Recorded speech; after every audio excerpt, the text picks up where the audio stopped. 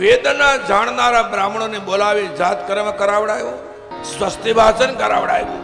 બીજું શું કર્યું? સ્વસ્તિ વાચન કર્યું. વિદ્વાન બ્રાહ્મણોને બોલાવી પિતૃદેવાર્ચનમ યથા, દેવતાઓને આભાર માનવા માટે દેવતાઓની પૂજા, પોતાના પિતૃઓની પૂજા કરી.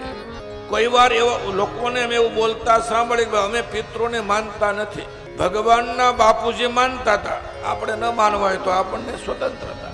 નંદ બાબા પિતૃને માનતા, કારણ એને લખ્યું છે ભાગવતજીના 10મો સ્કંદ 5મો અધ્યાય એનો બીજો શ્લોક, હે પિતૃ ધન્ય થયો, અમારા વંશને આપની કૃપાથી આગળ વધાર્યો. પિતૃની વંદના કરી નંદ બાબાએ.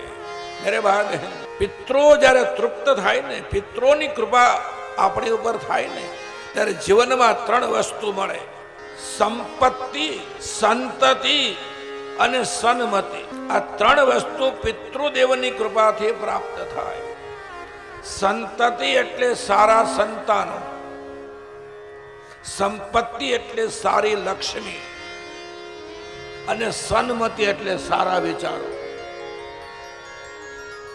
અને 3 વસ્તુ આ જીવનમાં મળી જાય પછી ઘટે શું કહો છે?